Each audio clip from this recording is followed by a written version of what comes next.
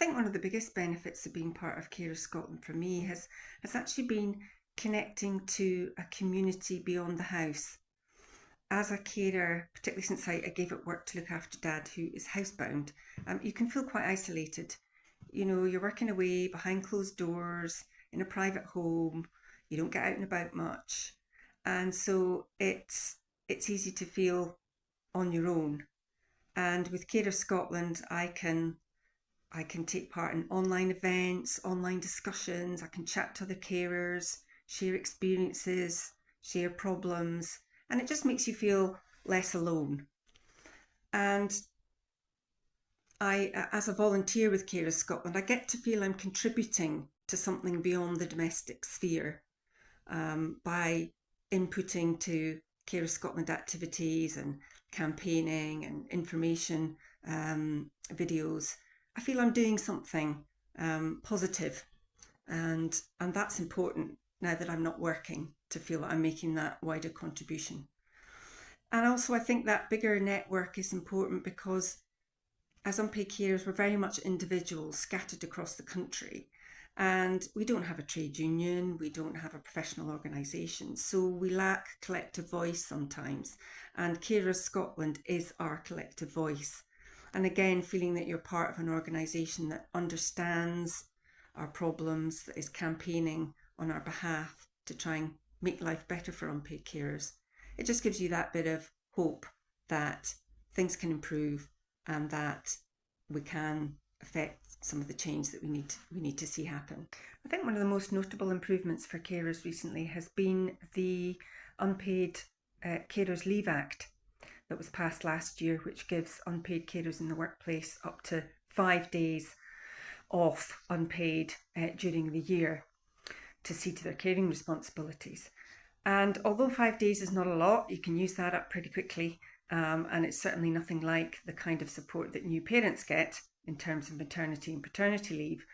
I think it was an important recognition that what carers do is valuable, it's important, and therefore working carers need that support. They need that time off.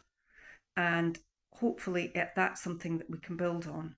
I think that recognition that's actually led to legislation, that's actually led to concrete change, is hopefully a good step forward that we can build on in the future. I think moving forward, there are obviously a huge number of things that we need to do, but I think as a carer, one of the most crucial things is the opportunity to get a break.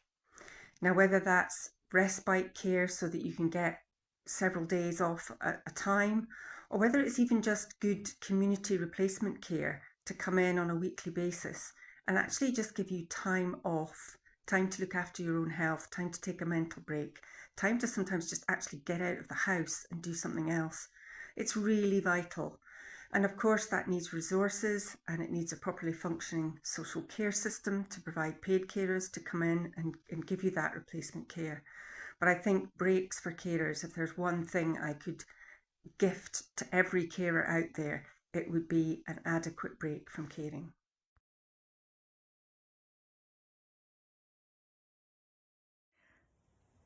My name's Mary McWaters and I'm from North Ayrshire, and I've worked with Carers Scotland for a long time, over 20 years. The main notable improvement that I find for carers over the last time has been easy. It's a really easy one. It's a Carers Parliament. It gave a forum and a voice and a place for carers to come together and actually try and push for some changes, and that was something that was missing and something that was desperately needed. Carers Scotland really helped me find a purpose. It helped me find my voice, and it helped me to channel in a direction that was positive. I'd been a long time caring, over 20 years on my own, and just kind of got on with it. But I found Carers Scotland on the back of a really bad crisis. My husband's got poorly controlled epilepsy, so he was having 30 seizures a day, and we were living in a cycle of pyjamas, hospitals, GPs, medicines, and just a deluge of horrendous stress and a horrible time. And Carers Scotland helped me find somewhere positive to put all that learning, put all that experience, and basically pass information and find information, and that is the most important thing that most carers will find. A lot of information is found by peer-to-peer support with other carers, but you must have the tools to build that for it to actually reach at the grassroots level and try and make a massive difference for carers in their life. I think the main priority for carers is definitely around employment and work. Caring must be recognised as work, and it must be valued as such, because elsewise carers find that they're lost in a system that they feel that they're sometimes stuck on benefits, mostly, but they're clearly working. They're not unemployed, definitely not unemployed, and it's really hurtful to their self-esteem. Everything else that goes around caring is really difficult, but it is even more so with the media scare stories and stuff about unemployment and benefits and all the sort of negative stuff that comes along with that.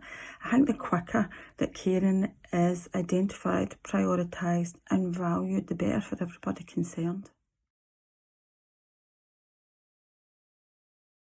I'm Carolynne Hunter.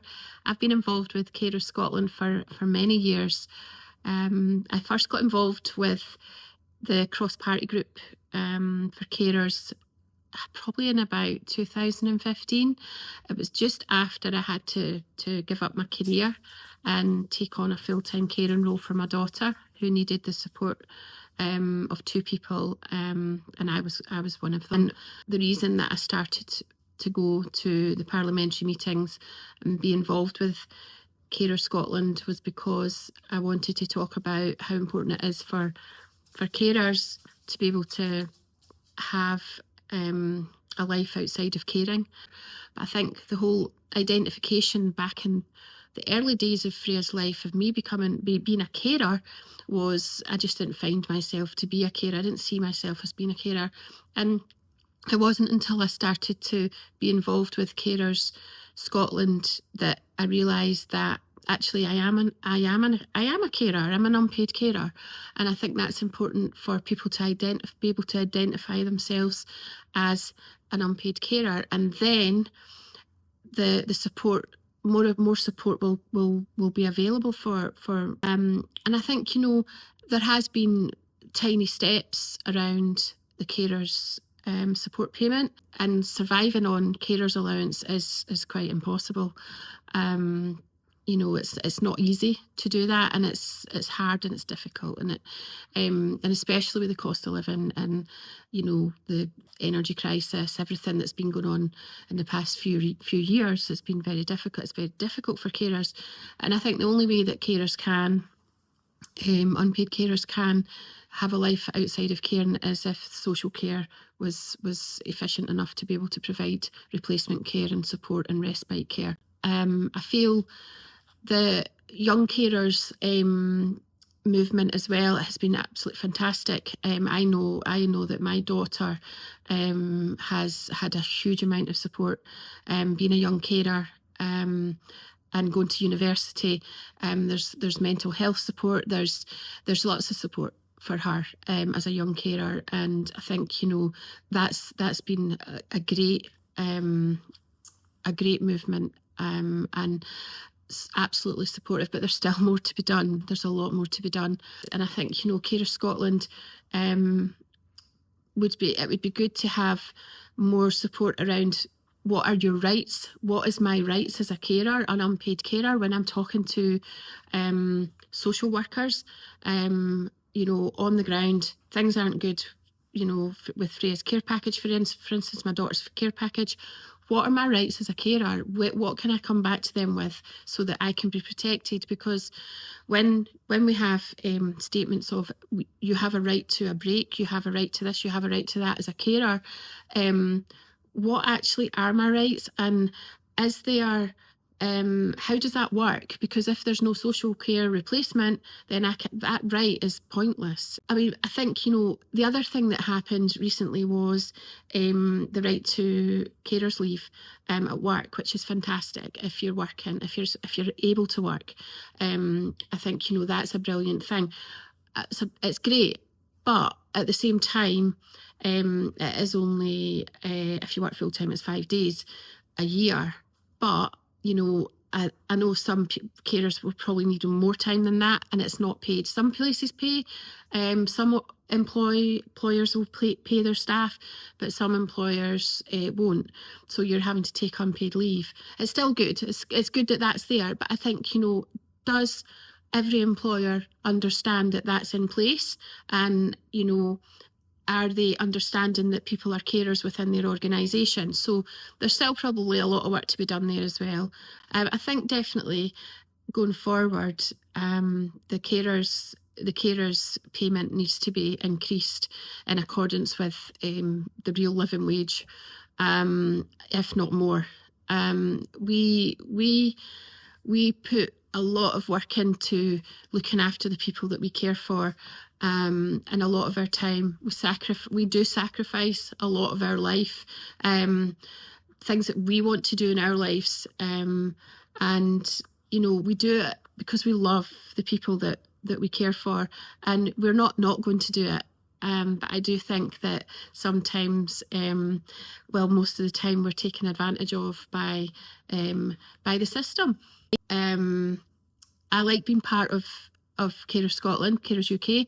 I want to continue to be part of the movement, the organisation, as a volunteer, and I want to see carers enjoying their caring role, but also having a meaningful life outside that caring role. I think that is so important, and that's what we should be aiming for, and not in 5 years' time, not in 10 years' time. We should be doing that now. And as a carer, I know when things are really good in my daughter's care package, how beautiful caring is. And it's beautiful, but it's only beautiful when the person that you're caring for is properly supported, and you are as well.